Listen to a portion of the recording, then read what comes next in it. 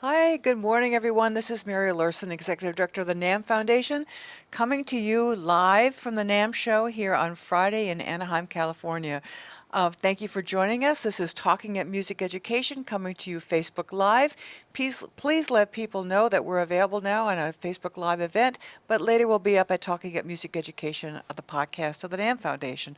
So thank you for joining us. I'm here with Gina Chavez. Thank you. Thank you so much. For Excited to be joining here. us. Your first time at the NAMM Show? My first time at the NAMM Show. And a Gibson artist with a beautiful Gibson acoustical guitar Guitar? waiting It's waiting for me. for you later in our chat. So first time at the NAMM Show? Yeah, I had no idea it was this big. Yeah. You know, I'm from Austin, so we have Right. South by Southwest. So I was thinking, oh, it's probably like You have a few things going on in Austin. it's like that are South by, fairly- but like a little bigger. Yeah. No, it's like so did 20 you, South bys. Did you get out there yesterday? Did you get on the show? Did you go out and see the show? I And- did, yeah. Yeah. No, I have a couple friends who've been going to the show for a while, so they were kind of taking me around and, you know, seeing booths, meeting friends, all that kind So of it's stuff. a bit legendary good. for you. But Oh my yeah, gosh, it's- well, hope you make it. Yeah. Put on your calendar. And join us. We're not, we love South by Southwest. We've been there for education conferences, but the NAMM Show is kind of very unique and wonderful. Yeah, no, it's awesome. I mean, I'm very excited to be here. Yeah. So I've had a great time reviewing some of your YouTubes. I've gotten some great honors in the South by Southwest in Austin. You did that very cool NPR Tiny Desk concert, and we're going to have our own version of that shortly. It's Yes, gonna be cool. yes, we're gonna. But- who even cares about Tiny Desk? We're doing the NAMM Foundation. Yeah, we're doing talking music education concert here. But you have a wonderful kind of message and energy that you're putting out there. And as I was reading all your wonderful things, one thing stood out is a great quote: "Passion meets the world's greatest need." Yeah, it's just really, thank you for that. Another little word for me to put on my wall at home. But how is this manifesting in your life as an artist? What's that journey? Passion meets the world's greatest need. Yeah, I'm pretty sure I heard that quote from somebody else, so that's definitely not my quote. But, I just feel like when we find something that we love doing and that brings joy to people or helps people kind of build a bridge, which is so needed today, that's really what I want to do with my music is, I perform under my own name because I feel like I kind of put myself out there on stage. I talk about all areas of my life, from, kind of discovering my Latin roots through music. I'm half Mexican, but I didn't really grow up speaking Spanish. And so that's kind of a bit how I've made my name with music is fusing, English and Spanish, taking different styles from Latin America. I've traveled a lot. Even with the U.S. State Department and been to, 12 different countries. And, and so I feel like I get to bring that on stage and kind of take people on a journey and, and also talk about how we're all the same. Like I've been around the world and the things that make us different, the culture, the food, the clothing, the artwork, the way of doing life, like those things are different and varied and beautiful. But the things that are most important it's just right here, is that we all want to be ourselves. We want to be loved. We want to be loved for who we are and be able to share that. And that's kind of the message that I want to give to people. And I want to look out on an audience that otherwise may not talk to each other because they look different. They don't speak the same language. They don't have the same amount of money in their pocket. They come from different zip codes. I want to see like an audience full of completely different people all having an experience and being like, oh, wow. I feel something that's really the same. Well, and like for all of us, that, hey, we're all experiencing this together, and that's a beautiful thing. Yeah, and that's what's important. I want to talk about the State Department journey, Yeah. and then also your time in El Salvador. That's seemed very formative for you. But always at Talking at Music Education, we have to talk about origin stories. Yeah. I mean, where was music first available to you? Learning music first available to you? Your guitar playing, and how did that all start in your life? So I've always loved to sing ever since I was a kid. And then I call it the pre-Glee years before choir was cool. And so my mom, I think it was a 6th grade, I couldn't get into art class because art's always been cool, right? And I was not good at art, but loved art. And anyway, my mom was like, "Why don't you get into choir? You love singing." And I was like, "Oh, choir's for nerds, you know." And so I ended up And now getting. nerds are cool, Yeah, right? now nerds are cool. So it's Right. all come full Yeah. circle. Yeah. So I get into choir and pretty immediately realized I was like, "Oh, I'm actually pretty good at this, you know." And I loved it, right? And so I actually had really great arts programs. So I went to my high school is now a fine arts academy. Is that McClellan? McCallum. Yeah, McCallum. McCallum High School. We've been to McCallum. Cool. Oh, Yeah. wow. It's collegiate level quality. Yeah, so yeah. I was a junior when they started the academy. So I didn't technically graduate from the academy just because it had just begun. But the reason it became an academy was because it always had a history of such great arts. And I went to Lamar Middle School, which was the feeder to As McCallum. does Austin ISD. I mean, the Austin Public School District has really have a serious commitment. Yeah. Yeah. So Oh, that's great. So I had great arts programs, and I think I was able to hone this instrument, you know, in a way that maybe other people wouldn't have. We did show choir competitions, you know, so we would do a lot of movement and dance. I did UIL, but honestly, I loved the show choir. UIL is like the and you know, it's like sight reading music. Like the and serious ensemble. yeah, it's the serious stuff. I was Serious, not about right, that. Where musicians go I did it, but I to live or wasn't. die. So anyway, so I did that piece, but I loved the show choirs. I really got to kind of, you know, hone my voice. And then when I was 18, I saw Tony Price is an Austin kind of legend, and she doesn't play guitar, but she has two guitar players that play with her. And although I grew up in Austin, I really didn't grow up being part of the music scene until I was of age and in college and started to get into songwriting and stuff. But anyway, I saw Tony Price at the Continental Club, and for some reason I went home and thought, I want to do that, but I don't want to like wait for somebody to accompany me. So I'm just going to play guitar. And so my dad, I was like, "Hey Dad, don't you have a guitar in the closet?" That he would pull out, I don't know, every 6 years and play one song or something. But I loved it, and I always remembered those moments. And so it turns out he had a 1954 Martin in the closet. Boy. Yeah. He had gold in the closet. Yeah. So I basically took it out, started learning. He taught me how to Travis pick and play "Blowin' in the Wind" by Bob Dylan, which is why he even had a guitar in the first place. And then I basically stole it from him, and I was like, "This is mine now." And I started writing my own songs because I was too lazy to learn other people's songs. Yeah, well, you had something to say too, right? Oh, maybe that's what it is. I've That's always thought what I was it just is. too lazy. No, let's look at it for like what that. it is, right? I You like know, something. this. So do you still have that Martin? I do. Yeah. That's an instrument you never. Yeah, would it's never pretty. move. It's pretty beat up. If it were in mint condition, it would be like, Yeah. you know, worth a pretty penny. But Yeah, but Martin can help you with that. yeah, you right. know, you know? Well, it's cool though. It's like it's got stories all over Yeah. it, and it's a beautiful That's the instrument. beauty of an instrument that's got legacy in it and Yeah. came out of a closet somewhere. Yeah. right? Well, that's great. So, and along the way, were there really standout music teachers? I mean, do you remember? You know, I mean that they create a nurturing environment and bring people. Was that Yeah. where they? You know, I think I definitely credit my parents with just supporting music. You know, that was the one thing. I think I was one of those kids that tried a bunch of stuff, you know, and they weren't always like gonna go to everything. Just, you know, like for instance, I played soccer for like a season, and my mom was like, I'm not gonna go like sit out at 7 a.m. when it's raining. Right. I'm not just so you buying can a like van. try I'm not- this soccer thing. I'm not buying a van Yeah. to take the soccer team down the street. Yeah, right, so she was kind of like, but she was at every choir event that I ever had. You know, she made sure she knew that was kind of where my heart was. So, so my parents really supported it and never gave me the, arts are, not a real job or anything like that. And secretly, my mom apparently always wanted me to be the leader of a band, which I didn't know until I became the leader of band, and she told me that. Oh, isn't that something? Maybe she like mojoed it Isn't out. that into amazing, though? Really? I mean, it was like her secret passion for you. And Yeah, yeah. It was end up being your passion. She manifested it for me. I guess.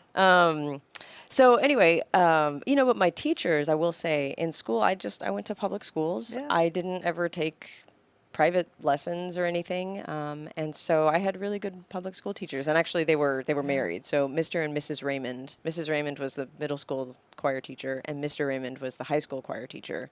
And so there was a lot of synergy between doing things in middle school, and we got to know the high school teacher and kind of how they worked. And so it, feeding into the high school program was great. Well, we call that, a sequential curriculum, right? And it nurtures someone along so they feel really strong about what they can do Yeah. by the end of it. Yeah. Well, are they still in Austin? Do you ever see them or? They are still in Austin, and I haven't seen, especially Mr. Raymond, I haven't seen him in a long time. Yeah. But he's on my first album.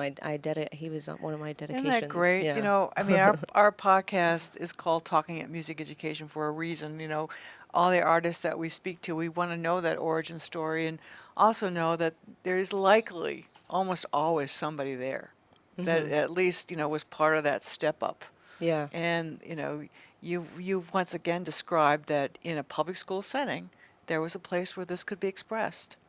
And this is what we want for every kid. Yeah, totally. Right? We want, and, you also expressed that there was a step up continuum and there's lots of options, show choir, serious choir, Well, and we want this for every kid, it's really important. And I remember being in middle school, and we so looked up to the high school choir. And because there was this connection, and we got to kind of be part of the high school choir because we'd go to their performances, or Mr. Raymond would come to our class, like we were kind of in training, to go to the high school choir. And that was really important. It was important to have a goal and see yourself being somewhere in a few years. That's terrific. Yeah. Well, I have a lot of, we went to Austin with the Lennon Bus. We did a community forum there.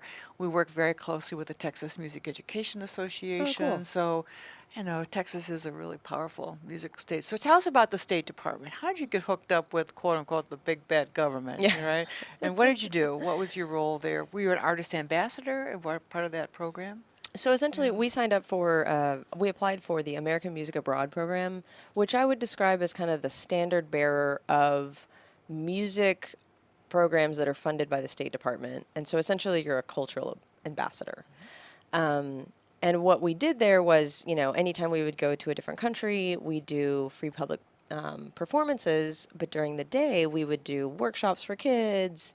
We'd go to, a nursing home. We would go teach, music to kids at a music institute. We would, any number of things, right? Every embassy has kind of partners that they're trying to work with in the local community. And so it's about kind of working with those partners. And they might pick a group like myself because they want to talk about, issues surrounding women. Or maybe there's a lot of crime against the LGBTQ community or whatever, right? And so that was part of our piece during the day, and then at night we would do free public concerts. But how we got into it, we essentially applied for the American Music Abroad program. You just went online, you went to Google, you Googled it. And said, I heard about it through a couple people. Okay, It was one of those things where I heard about it from somebody, and a week later I heard about it again, and I was like, I think I need to pay attention. Right. So we applied and honestly got in the first year, which is kind of unheard of because they get 400 applications and pick about 10. And so we applied with a trio and went to Latin America. So we did a 30-day tour in 5 different countries in Latin America. And we did so well through that program that then I would just receive random invitations from other embassies around the world who all need American artists to come over and, share American culture, right? And create bridges. Yeah, exactly. And it's create literally connections. It's nothing right? about politics. Right. I know the program quite well. Yeah. And it's thrilling to know that you were part of that. Part of your tax dollars are going to great programming. But the meaning of it is so significant. The fact that we're sending our best, our youngest, our brightest, our energetic artists that are going out and just interacting with community. Yeah. As artists. Well, and so it's the bridge building that many of us believe so strongly, most of us believe so strongly in. The history of the American Music Abroad program, if you ever heard of the Jazz Ambassadors. Oh, yes. So that goes way back. So American Music Abroad is the Jazz Ambassador program of today. Yeah. It's of the same lineage. And so, Dizzy Gillespie and Louis Armstrong were the first kind of American Music Abroad ambassadors through that program. And then they stopped it for a number of years, and they noticed a difference around the world that there wasn't this cultural connection, bridge building happening, and so then they restarted the program. Yeah, that's terrific. We're so proud of here at the NAMM Show. We have 127 countries here at the NAMM Show. Oh, cool. And I was walking through the halls this morning of our breakfast session, and I lost count at about six how many languages I was hearing. So yeah, music as a bridge builder, as a connector, creating a community, it's undeniable. But you also have had a life-changing experience going and teaching in El Salvador.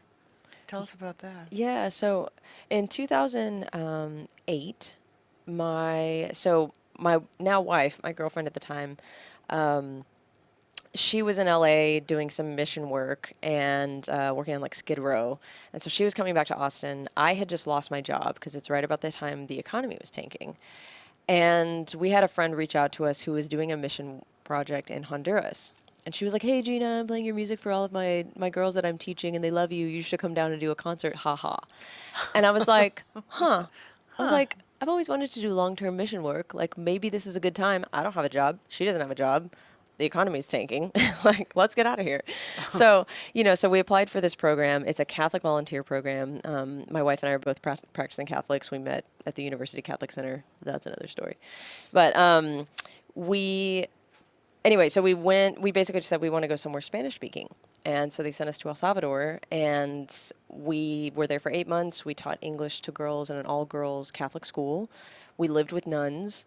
And we lived in the heart of, in Soyapango, which is essentially the home of La Mara Salvatrucha, or the MS-13 gang. Oh, yeah. That's scaring everybody. Yeah, Yeah, well, yeah, and the yeah. piece that was actually kind of, I don't know if it's serendipitous, but when I was in college, I was really affected. I met a photojournalism, I was a journalism major at UT, University of Texas at Austin. And there was a photojournalism professor that really impacted me with her work because essentially she documented the deportation of U.S. gang culture to Central America.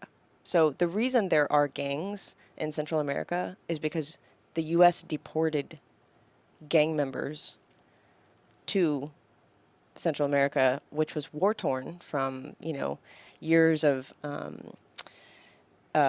political strife in the 80s. And so it was a wonderful place for Them to violence thrive. and corruption to thrive. Yes. Right, And right. so we are now seeing the results of all that. Right, and the circle continues. Yeah. So anyway, so I knew about this going down there, and so we were in kind of the heart of gang territory, but we were very safe, and we made sure to be very smart. We were also living essentially in like a compound, and honestly, it was like the most incredible experience of my life. The people there are amazing. The country is beautiful, and it's so sad to me that the only thing we know about El Salvador is violence and corruption and gangs and death. And drugs, and you know what I mean? Because it's so much more than that. And we were literally in the heart of all that stuff.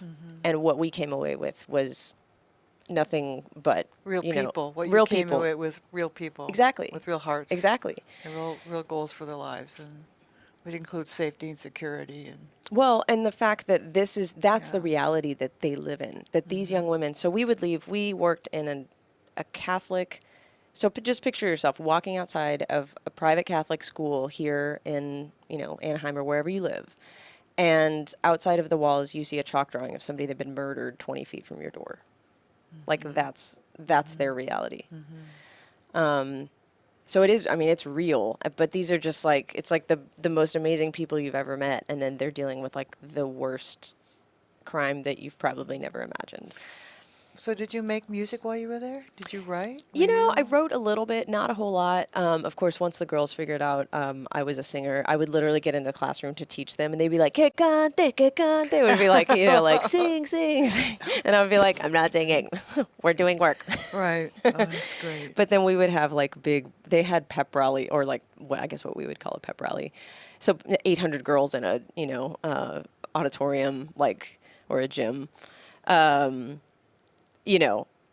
Celebrating like El Día del Niño, like the Day of the Kid or whatever. There were all Right, these like right, weird festivals and right. holidays all the time. And Right. so anyway, so I would play, and we would do dances with the teachers and all kinds of stuff. So it fun. was really, it was building on your State Department experiences, right? I mean, then you went and had this deep, deep dive, and then. Well, that was before, Oh, that actually. was So before. that was I a long see. time ago. So we did El Salvador, and then it's only recently that we've done the State Department stuff and Yeah. gotten to go to places like Uzbekistan and Kazakhstan, Yeah. and Saudi Arabia, and Jordan. But the connective kind of energy of music just was really, you've really manifested that in a lot of places in your life, right? Yeah, and I feel like I like to be kind of a sponge, and there's so many different like parts of other people's, like I like to pick up parts of other people's cultural expression through music, and try to fuse that into my music a little bit to almost bring it back to an audience that may not be able to travel to Well, these wild and and crazy you've places. kind of you're making it that way too. I mean, you're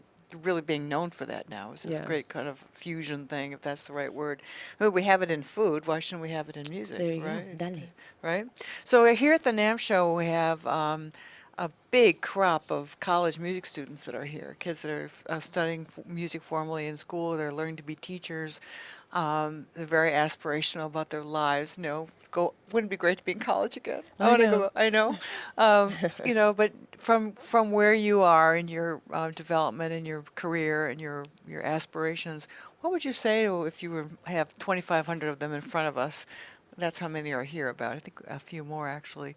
What's some words of wisdom to share with a aspiring college-age music student? Be it they might be going into more the creative side, which is songwriting and developing, following an audience, or maybe they're interested in production technology.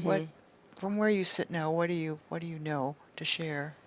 I think the main thing is just to follow your curiosity. There's actually a really good book by Elizabeth Gilbert. She's the one that wrote Eat, Pray, Love, but she has one that's specifically about creative living, and it's called Big Magic.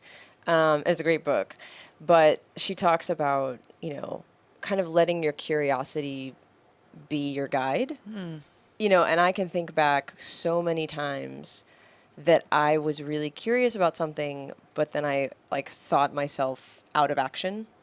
Because of fear or obstacles or... Yeah, I mean, you never know. That's a whole nother That's a version whole of nother psychology, yeah. right? That's yeah. But part of it is just don't, if you don't even, I mean, sure, it's good to dive into why are you thinking yourself out of something? But on some level, it's if you just don't even give that energy and you just say, I don't know why I'm interested in this, but I'm interested in it, so I'm going to go do it. That's a strong... It doesn't make any sense. Right.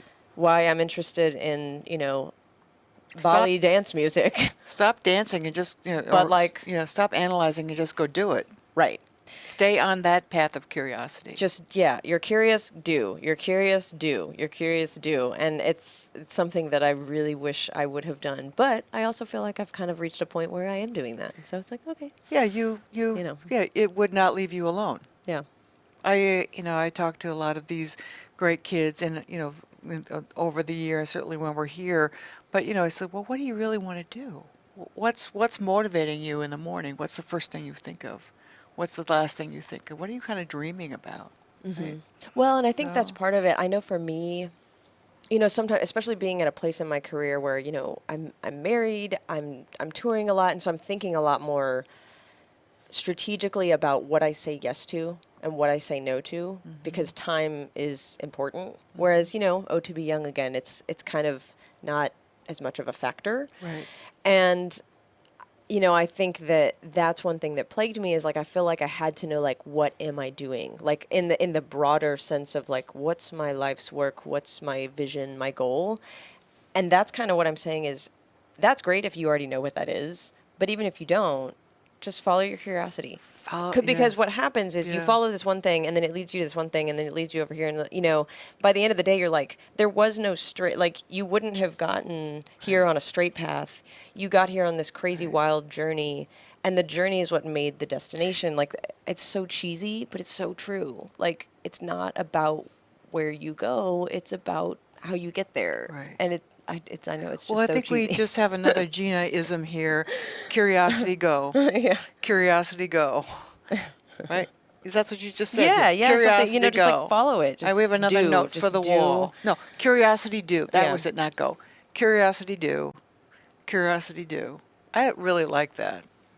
I need that on my wall. Because I'm at a different point in my life, and I have to, again, you kind of compartmentalize. There's certain things we got to do, right? When we're adults, right? There's just we got to be attentive to it. But then it's every day I have that curiosity. you know, and it's And like, there's so many reasons not to do it, right? Because you're like, oh, but I right. have to do this thing for Because work, you and I have go to do back this to thing, and compartmentalize the I've got to stuff pay that bills. I've you've got got to. to do, and you know, then you need to streamline the do, so you can do the go, Yeah. curiosity go. Yeah. And I think as we get older, and I'm getting older on that side, is like you really want to do the go. You want to do the curiosity go because you feel the limit of time and you feel the limit of energy, and or you don't feel those limitations. You just have more desire. Yeah. Yeah. So, anyway, no one wants to hear about what I'm going through. We want to Sure hear we what you're going do. through. No, we but that's know, but that's it's the like- other piece. but yeah, I know. It's so cool, like it's meeting this people and sharing process. experience. It's this Yeah. process. So let's get down to brass tacks a little bit. How many gigs do you do a year? What's your band like? What are you working on now? How many albums out there? Just give us some brass Yeah, tacks. Where the do we rough. find you? Give us some brass tacks. Sure. So GinaChavez.com has all the things. I'm everywhere. So Instagram, Facebook, Twitter, Right. Spotify, whatever it is, wherever Right. you experience music, I'm there. The music that I play is definitely fusion. It's I kind of say Latin pop, but we'll do anything. My latest record is almost more of an R&B soul vibe. Oh, cool. You know, Got my attention. my record before that was, bilingual. Some of the songs are bilingual. It might be a cumbia, but it's in English and Spanish. It might be a bossa nova. It might be, kind of a reggaeton, but it's in English or, whatever. So we kind of run the gamut. But we definitely take audiences on a journey. We're playing a lot these days. I actually have my booking agent is in the room. Shout out to Larry Cosson. So anyway, he's definitely keeping us busy on the road. We're headed all the places. We're going to be back here, not in Anaheim, but we'll be in Torrance and Escondido in California. And we're Great. headed to Florida, all the places. So Great. we're on tour right now, and I have a 5-piece band that I tour with. It's very fun. So you're playing big venues, medium venues, theaters, clubs? We're playing a lot of theaters, Great. performing arts centers. We play at Great. colleges. We also play, kind of bars and music venues. Yeah. We do well anywhere. I love playing house concerts or, if we play in a church. So I love kind of being able to mix it up and really meet people where they are. That's fantastic. Yeah. Well, we're going to have to follow you for sure. So are you going to, and how much time do you spend writing music? Not as much as I should. And you probably want to, right? Yeah, no, it's what's interesting is I've never been the kind of person that real talk like has never wanted to practice. I hate, it's like I love performing. I love being in front of an audience, even if it's of one. But the me alone in my room part, writing or whatever, is the hardest part for me. And I feel like I'm at an age where I actually want to be at home and work on my craft, which is totally new for me. That's never been something that has driven me as a musician. And so anyway, I feel like I've reached a new point in my career where, I do want to sit down and actually just work on guitar. I started playing piano a little bit.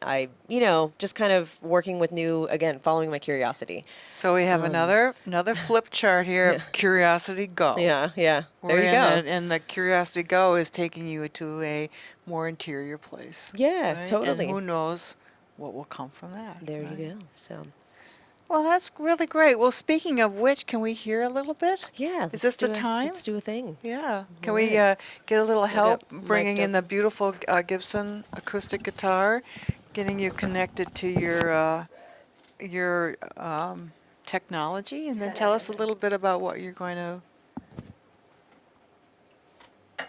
play for us. We can't do anything in music now without having the technology roadies, and we're so grateful to have our folks from our podcast team here with us. Hope you're enjoying being here at Facebook live from the NAMM Show with my wonderful guest, singer-songwriter, band leader, Gina Chavez, who's getting all set up to serenade us a bit. What are you going to play for us? So I'll play a song. This one's called Millas de Millas. It's definitely a fan favorite. It, kind of showcases that Latin fusion. So it's a cumbia, but it's in English and Spanish. Miles de millas means thousands of miles. And it was actually, I wrote it when my wife was, again, my girlfriend at the time, was in LA and I was in Austin and she was thousands of miles away. And, you know, long distance relationships are good and hard. Are we sounding okay over there? Because I'm not on the headphones now, so. All right. And thank you all so much for tuning in and for viewing and for having me here at Thank you NAMM. so much. It's great.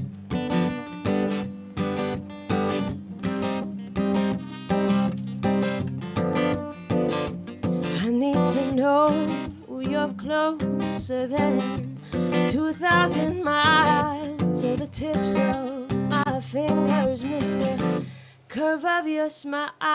Those dimples make me melt inside, but you, my lover, hard to find. I'm walking the block in a stupor of rage, and I got no more to give than what I've given today. I need someone to steal my mind, but you, my lover, to find, yeah, you are hard to find. Te quiero, me pierdo. Si tú no estás aquí, te extraño, me engaño. Para aguantar otro día más, te añoro, te espero. Miles de días desgasta mi amor. Vuelve, amor. It's cold without your embrace around me. I'm frozen, devout, waiting on bended knee. Your name ignites this heart of mine, but you, my lover, to find, yeah, you are hard to find. Te quiero, me pierdo. Oh, tú no estás aquí, te extraño, me engaño. Para aguantar otro día más, te añoro, te espero. Miles de días desgasta mi amor. Vuelve, amor.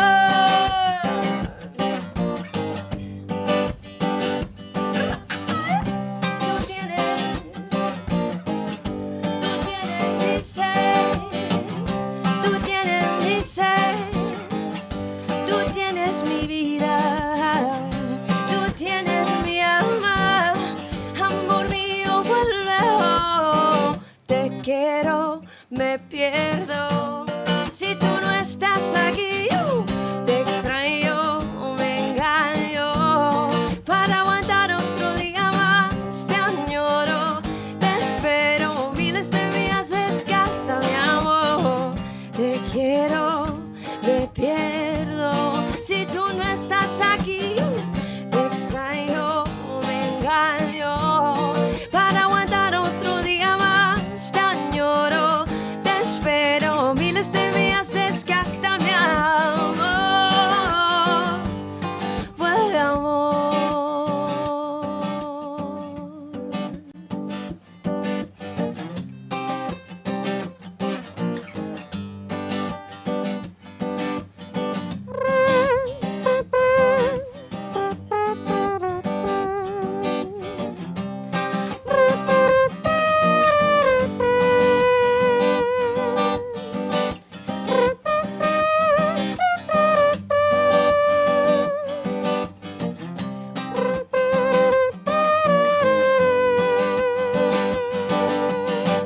Te quiero, me pierdo.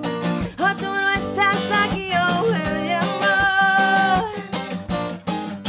Vuelve, amor. Oh, vuelve, amor, vuelve, amor. Oh, tú no estás aquí. Vuelve, amor, tú no estás aquí. Vuelve, amor, oh, tú no estás aquí. Oh, vuelve, amor. Fantastic. And the room is erupting, our little tiny desk concert here. Thank you so much. That's beautiful. My pleasure. Thanks. Really Thanks for having me. beautiful. And we wish you so much luck on the road, and also, be safe out there and keep spreading all that wonderful energy to the world. Well, thank you so And much. come back to the NAMM Show. I would love to. And, Yeah. I also wanted to mention that as far as education, it's not specifically music education, but my wife and I started a college scholarship fund for young women in El Salvador. And so that's another piece that we've actually helped put 4 young women through college in El Salvador Beautiful. that otherwise wouldn't have had the chance. And so that's also something people can find out about on the We website. can find on your Yeah. website. Well, thank you for making the world a more musical and more beautiful place. Well, thank you. That's Likewise. terrific. Thank you all so much for everything you do and for having me. I'm quite honored to be here. Yes. So thank you so much for joining us here at Facebook Live for this wonderful time with Gina Chavez. We wish you the best. We'll be thinking of you out there on the road. All right. Well, come Be- see us at a being, show. Yeah, being an ambassador for all good things musical. And for all of you for joining us here at the NAMM Show, and we hope you stay tuned for Talking at Music Education, a podcast of the NAMM Foundation.